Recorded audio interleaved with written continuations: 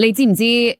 我覺得呢次會議最大嘅結果，可能就係會有好多嘅 Fox News 嘅婆婆，佢哋會發現我哋喺科技上真係落後咗幾多。而家中國已經先進咗好多，因為 Brad Bear 而家親身喺現場做緊嘅現場報導，佢哋大肆宣揚嘅一樣嘢係，佢哋違章停車2分鐘就被開咗罰單。你知道，對於維護法律同埋秩序嘅人嚟講，佢哋應該為此感到高興，係嘛？嗰係我嘅夢想啦，我就知道你中意，要係 Palantir 做嘅，早慶祝咗，效率堪稱奇蹟，但因為喺中國就成咗威權主義。我嘅夢想就係俾呢啲非法停車闖紅燈嘅人開罰單啦。前幾日咧，有細路仔按我屋企門鈴，佢冇推銷嘢，我心諗呢混蛋咧，有趣嘅，真係個脾氣古怪嘅老頭。但係無論點緊，佢都去過其中一個啦，就似你講㗎啦，只係個小地方。呢間就好似 7-Eleven 嘅競爭對手，佢哋有啲人形自動機械人喺度幫手送貨。呢啲全部都係大家知啦，喺 Fox News 觀眾面前播出嚟嘅。呢個就係 A10，不如我哋一齊嚟睇下啦。嚟自 Brad Bear。我哋嘅食物訂單交俾一位非常特別嘅員工。呢度係北京嘅 Family Mart 便利店，入面有部 Galbot 機械人 ，AI 嘅主導地位。北京都想喺 AI 同人形機械人方面帶頭，佢而家行緊過去。呢種互動係第一次出現。如果你想落單，喂，可以俾我條腸仔咩？請，好嘅。你好，總共係8塊8毛錢，請慢走。呢個係同類產品中嘅首例，進展稍慢，但係 Galbot 實際上已經入駐50家唔同嘅藥房倉庫，處理住全國30萬份訂單。呢個係本地首例。佢哋話將會有好多唔同嘅版本，問題係呢個同美國嘅情況係一樣嘅，正在處理。呢個會取代人類工人咩？糊嘅，甜嘅，係嘅。我嘅意思係喺人形機器人領域，佢哋顯然領先於我哋。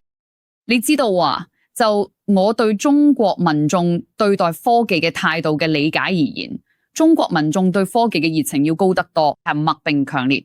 我哋睇到呢啲 AI 巨頭喺度坑害我哋，並吹噓要搶走我哋所有嘅工作。佢哋只係社會契約唔同，係嘅，就係咁噶嘛。完全正確，而且咧，佢哋都真正專注於一種非常唔同嘅人工智能戰略。係嘅，佢哋正係努力走喺行業前沿，疊石非常成功。其他型號亦一樣嘅，而且效率更高。佢唔需要好似我哋呢度咁消耗大量嘅計算能力、電力、水資源以及其他一切資源，就係呢種蠻力式嘅方法。但佢哋都十分關注點樣將我哋現有嘅技術融入到實際應用中。咁所以呢一項嘅技術實際上正係部署翻呢個，並非空想啦。為未來投資係為咗某種前景啊。正如我所講啦，呢基本上就係琴日佩特對我哋做出嘅預測啦。佢話咧，你知道咧呢件事嘅結果咧係所有呢啲記者同政客咧都會去參觀啦。佢哋會睇到咧閃閃發光嘅電動汽車，會睇到現代化嘅城市，會睇到先進嘅技術咧，佢哋都會為此感到震撼。而長期以嚟被灌輸咗關於中國或任何敵對國家嘅宣傳嘅美國公眾，亦都將會睇到其中嘅一啲內容嘅。喺電視機上邊就係話，原來唔係美國而家喺每一個科技領域都領先全球嘅。你去到呢啲城市，你會見到我哋呢度佢哋嘅呢個同大部分美國人心目中對中國嘅印象好唔同，係好啱同埋冇問題。至於 Family Mart，如果你未去過，其實佢係一間日本公司 Family Mart。如果你去過，佢有冇似 7-Eleven 嘅？我意思係，我只係想大家睇一睇。好乾淨、好靚嘅、好靚嘅啲咩咖啡漬喺度。你落單，你就會睇到你想要嘅嘢。佢哋唔需要保安員，覺得有人會偷咗呢個諗法，簡直係荒謬，係咪先？你明唔明啊？因為話佢哋嘅地方有人會偷嘅，簡直係離譜。如果真係有人偷，佢哋即刻就會俾人捉到。而家嗰度有一個好唔同嘅社會契約，好似我頭先講嘅，嗰度每個人都默認接受大量數碼監控。你頭先講緊即時開罰單嗰啲情況，其實嗰啲只係冰山一角。例如過馬路都，你塊面都俾人掃描緊。好多人就係講社會信用啦，但係其實個問題仲深層得多。就算你喺國內移動，譬如城市之間出入咧，都有好多限制，或者最少你都要睇到某啲人嘅批准先得。大部分美國人根本冇辦法接受呢啲，咁佢嘅文化同我哋好唔。而家好多仲生存緊嘅人咧，其實佢哋嗰一代都係由文化大革命嗰種混亂入邊走出嚟。你再睇下佢哋嘅祖父母嗰啲人咧，仲要經歷過真正嘅貧窮、內戰。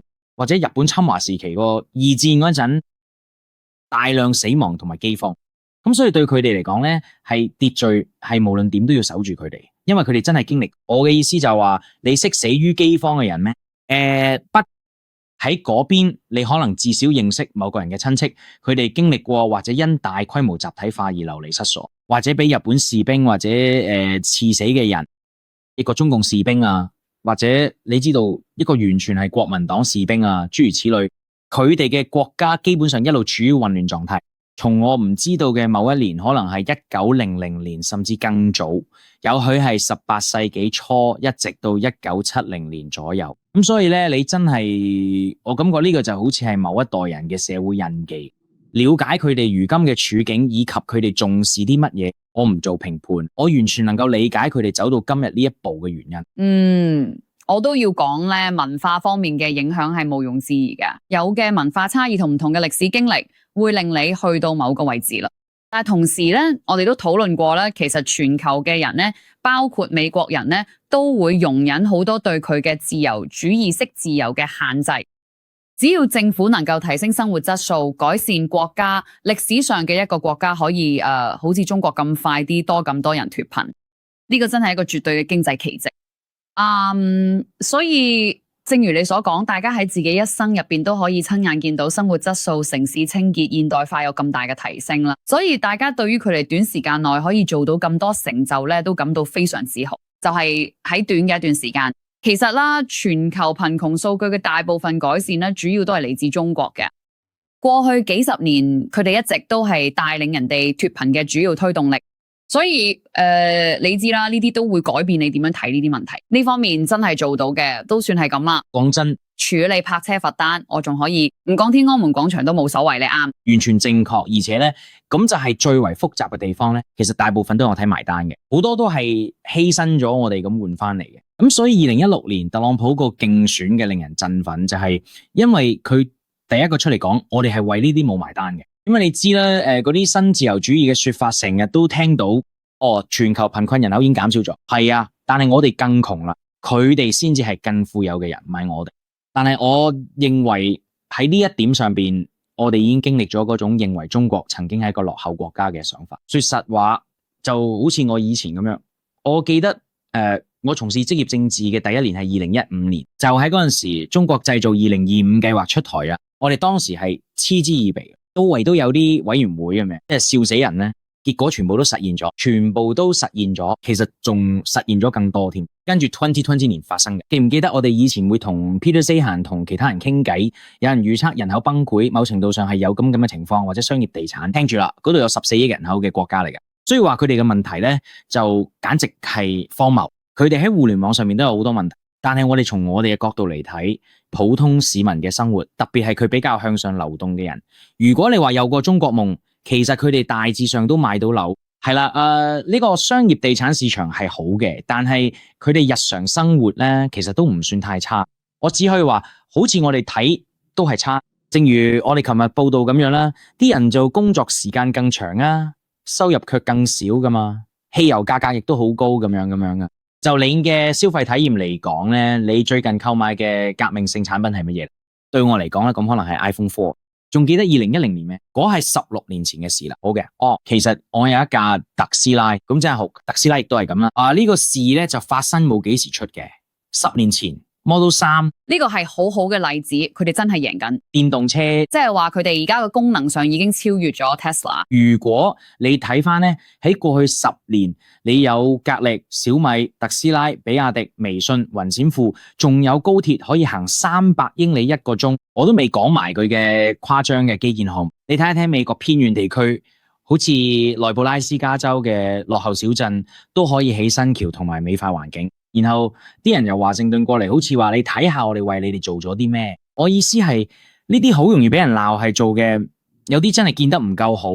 我承認呢點，但我喺呢邊連試都冇試過，係咪先？佢哋中間淨係得個生嚟咁。個故事係我哋國家大部分地方每年都係退化同衰落，有啲城市對佢年紀大啲嘅人嚟講，佢哋仲記得以前，譬如底特律最風光嗰陣係點？我淨係睇個相，係啦，即係你知啦，我哋見到而家底特律都比最差嗰陣好翻少少，但我唔係想踩底特律，不過你可以見到我哋嘅城市同基建以前係點？你知你飛到呢度機場睇起上好糟糕，係嘛？你上咗火車就會遇到麻煩，係嘅。我嘅意思就話。你走遍呢個國家睇到嘅幾乎都係衰落，而對於中國人嚟講，對於中國人民嚟講，佢哋走遍自己嘅國家睇到嘅絕大多數都係進步。係嘅，佢哋睇到啦，雖然呢個都需要付出一定嘅代價，但係你會睇到好多變化同埋積極嘅改進。你講嘅冇錯，佢哋甚至超越咗中國製造嘅預期。如果我哋能夠將 A5 放喺屏幕上，呢個就係我從 Arnaud 嘅動態裏邊睇到嘅。咁我轉發咗呢條推文呢，佢話喺我睇嚟最重要嘅圖表之一顯示，中國將喺短短10年內從幾乎完全依賴外部芯片來源轉變為幾乎完全自給自足。咁所以我哋一直堅持嘅一點就係我哋擁有頂尖嘅芯片技術，因此咧我哋將調動資源限制芯片嘅使用數量。咁而家咧仲有好多嘅爭議同埋討論啊，關於應唔應該賣幾多芯片俾中國等等啦。咁所以當我哋試圖限制呢啲技術出口，特別係拜登政府時期，佢哋就話啦，好啦，我哋會大力推動自己研發 AI 產品，都會專注落去，用我哋本地生產嘅芯片可以做到啲咩？所以以前對中國嘅睇法一直都係佢哋只係識抄我哋嘅嘢，但係永遠都唔會喺任何領域做到最前端。但係而家已經唔係咁啦，你睇下 DeepSeek 都好有競爭力。但係你又見到佢哋嘅人形機械人真係贏到我哋冇得輸嘅。電動車方面佢哋都贏緊我嘅，太陽能板咧佢哋都贏緊我哋啦。至於太陽能嘅方面咧，我一陣會再詳細講多啲啦。但係你知啦，如果真係想做到能源獨立，可再生能源就係唯一出路，因為嘅石油係一個全球市場㗎啦，就算我哋本地生產多啲石油唔出口都好，最終都要受全球市場價格影響。所以當有咩限制，好似霍爾木茲海峽咁，我哋都一樣會受影響。總之講咁多都係想話，其實我記得睇過一份報告啦，講到好多前沿科技啦，喺好多方面都係咁，因為而家佢哋真係帶頭行緊。當然有冇範疇我哋仲有優勢啦，矽谷依然做緊好多勁嘅嘢。呢點係無可置疑嘅，呢個仍然係體現咗好多美國嘅創新精神，但係嗰種認為中國只會竊取技術並仿製劣質產品嘅舊觀念已經過時啦。08到15年咧，確實咁嘅。係啊，咁呢一切咧，好大程度上離唔開佢哋嘅努力嘅。咁事實上，特斯拉所做嘅一切咧，我不得不表示敬意。過嚟吧。你可以建造上海超級城市，佢唔單止起咗上海特斯拉工廠，仲打造咗電動車產業飛輪，利用呢個飛輪同埋成個供應鏈生產產品，並進行大規模嘅補貼。但同時咧，喺大規模補貼嘅時候咧，我哋唔係淨係冇贏家同輸家，我哋會令到所有人都可以無情嘅競爭。意思就係你要靠實力爬上，咁樣你先至可以得到。雖然基礎建設已完工，但能源結構唔樂觀，煤炭佔咗50%，而電力來源有14%嘅水力、14%嘅太陽能同10%風能。但你睇下個軌跡就係咁噶嘛，真係不可思議嘅，確切咁。問題就係中國而家個情況有啲似德克薩斯州而家正係發生嘅事情。我唔確定你係咪已經睇過？係嘅，我有。德克薩斯州嘅新增可再生能源咧，比加利福尼亞州多。點解？無需泛民嘅節，正確嘅就好似話隨你起乜嘢，我哋唔在乎，佢哋唔會慶祝嘅。但係如果你想嘅話咧，你可以自己建造。中國喺呢方面有啲似咁存在住泛民嘅節，但喺能源問題上面卻冇意識形態上嘅考量。如果佢轉動，如果你得到電子，咁就萬事大吉啦。而且佢哋特別優先發展太陽能，所以佢哋而家係全球最大嘅生產商。冇錯，佢哋供應鏈完整且有工業基礎。伊朗戰爭亦都令其獲益，佢哋唔在乎。世界各地嘅國家，包括古巴，其實都喺好短時間內搞緊一場可再生能源革命，因為佢哋覺得唔可以再俾喺石油運輸禁運玩死自己啦。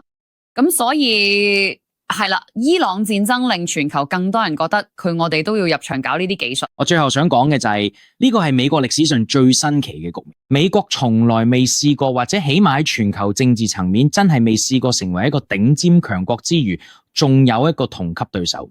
而呢個對手唔淨止係同級咁簡單，唔單止係軍事力量，仲包括經濟，甚至好快就有潛力嘅軟實力。我哋從來未遇過佢嘅情況。歐聯一直都係軍事巨人啦，佢哋嘅體制咧根本冇得同美國比，無論係生產軟實力元素定係創造經濟奇蹟咧，都差好遠。其實佢哋最叻嘅就係靠住龐大嘅規模重量同埋政治控制。一開始中國都係冇乜角色，好似頭先講2008到2015嗰段時間，中國已經唔同晒。我會話呢個情況更加似世界大戰之前，就好似以前嗰啲大國興衰，你知啦，太陽永遠唔會落山。即係英國帝國面對住一個新興嘅日耳曼勢力，無論科學定經濟實力都好相似。雖然即係未必嘅軍事化，但係如果佢真係有能力成為一個真正嘅對手，對於成個歐洲大陸嚟講咧，呢個情況都好新鮮。我覺得呢個已經係我可以揾到最接近嘅類比。雖然而家冇咁多周邊帝國去形成多極局面，但兩極化本身根本唔使再討論。我覺得去到呢一步，伊朗真係落咗最後一釘。我意思就係見到一切發展到呢個地步咧，真係好吸引。係啊，我真係冇諗過自己有生之年會見到呢啲事。雖然我知自己會見證歷史，我哋喺度已經見證咗唔少嘅。係啊。其實咧，雖然嘅炸彈爆炸嘅轟動咧，感覺上佢哋刺激。但係你咁深一層咧，見到呢件事令到超級大國喺伊朗呢個局勢下團結埋一齊咧，真係好瘋狂。將來一定會有好多書寫呢80日發生嘅事。係啊，我哋都應該提下烏克蘭同俄羅斯，因為我哋自己都捲入咗入邊啦。呢啲都反映咗一啲嘅，仲有唔係淨係特朗普嘅問題啦。雖然我覺得佢確實加快咗我哋衰落嘅速度，而伊朗戰爭真係幫手將帝國嘅終結包裝埋一齊。但係你知啦，咁我哋一開始以為 OK， 我哋會同俄羅斯打場代理人戰爭，佢哋好弱，淨係得個油站嘅，我哋用制裁就可以整殘咗之類。好明顯呢招都唔 work， 而伊朗戰爭其實只係幫佢俄羅斯。其實我哋仲放寬咗嘅制裁，為咗減輕本地油價同全球油價嘅壓力。